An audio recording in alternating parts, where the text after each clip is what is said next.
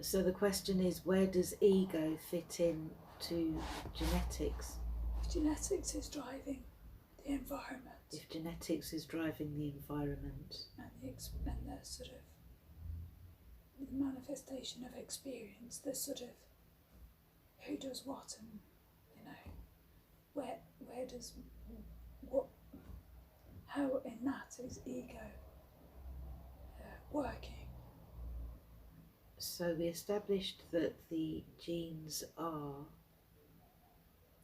the experience that is played out in physical form by the DNA. Is that correct? The genes are the driving force behind the experience, and the stress is the response. Yeah. Therefore. So I guess the ego mind is the stress, isn't it? Sorry, Laura, keep going. No. Yeah. The ego mind would be that which believes in the stressful situation. The ego mind is that which tells the individual they do not measure up, they need to do more, they are not good enough.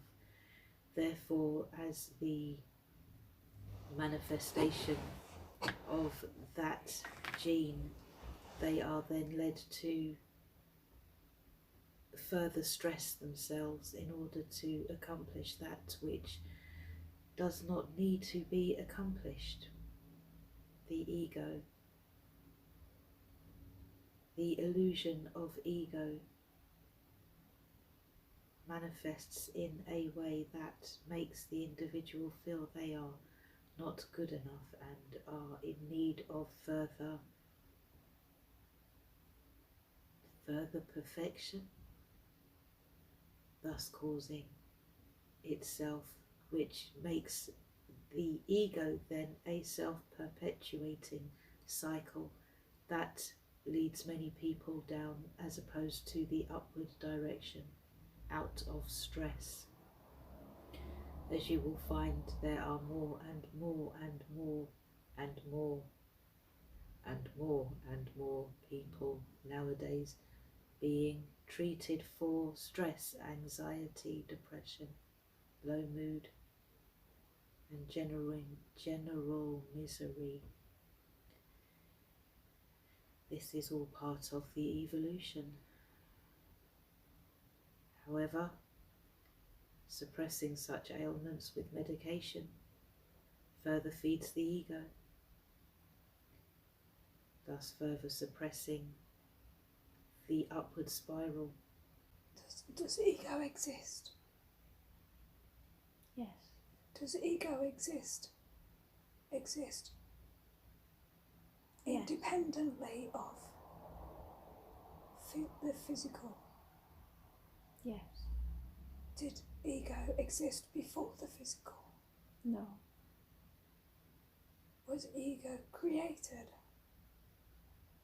Ego was created by the physical identity, the genetic force of creation that has driven humanity forward in time and space to experience itself, created the ego mind to allow that transition of identity from soul to the physical body to occur. The physical body in its form is perfect in design. It was always designed to express itself as an identity, and it is an identity. The soul, however, is not the physical identity. The ego mind was developed to bridge between the physical body and the soul identity. In a physical stone, for example, a soul taking awareness of a stone can easily manifest itself as the stone and easily engage in awareness beyond the stone. There is no hold within the stone that limits the soul.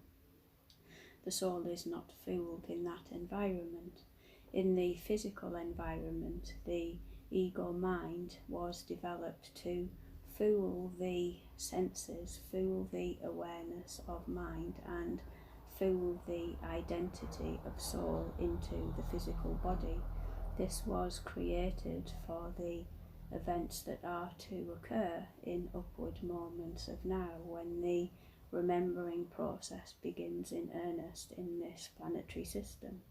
The ego mind was a constructed force of physical identity, expressing as physical identity, to then engage in mind that is higher in awareness and beyond physical. And the understanding of this, upon release of physical, release of intellect, is the identity beyond intellect. And the understanding is, of course, experiential. It cannot be understood from the identity of physical, nor from the identity of ego, mind, and intellect. It can only be experienced from release. The obvious paradox, however, is that the Creator created the experience for the experience to experience the Creator. This is an ongoing cyclic arrangement that will eventually lead to humanity ending its experience as identity, but continuing the process of carrying the physical identity and allowing the soul entry and exit in the same way that the soul would walk to and from a stone quite easily without attachment. The physical body will be utilised in the same manner. The soul will effectively walk in and out of the body without attachment. This is evolution, this is real progress. The physical body will not suffer with this arrangement.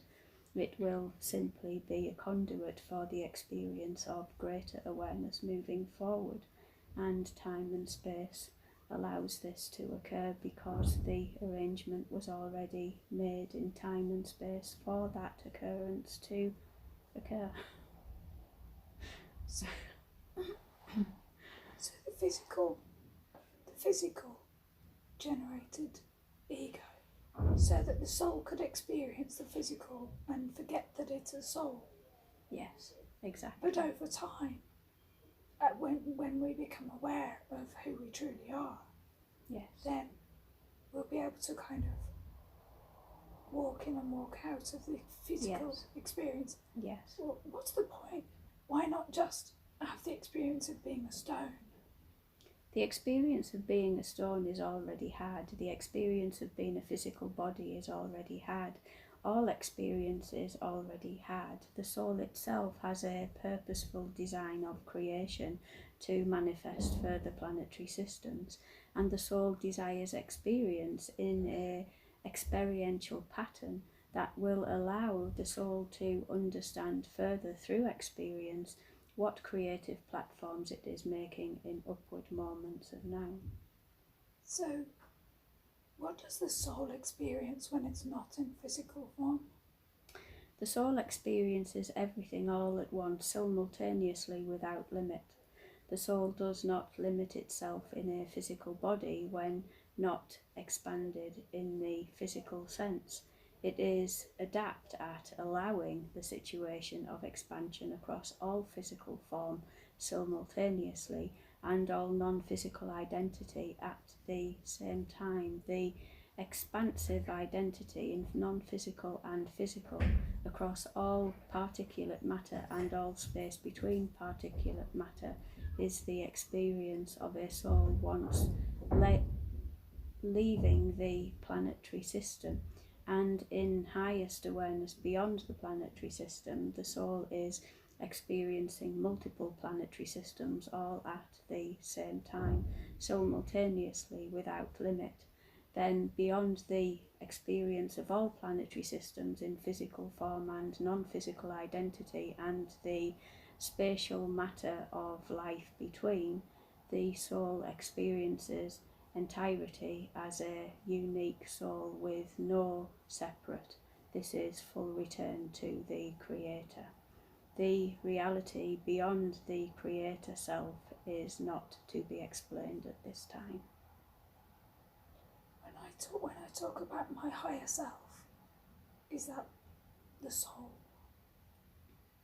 Yes, in a sense, it is the soul awareness of mind beyond the ego limit. However, in the awareness rising, the ego limit placed upon the soul by the soul choice is also explored. The limit is released by seeing the limit itself as a false presentation of self, and not until the ego is seen as the false presentation can it be released with love. So the higher awareness of mind, gradually transitioning through the ego mind into the purity of soul beyond limit, is the enlightenment experience. The gradual process of release is the journey.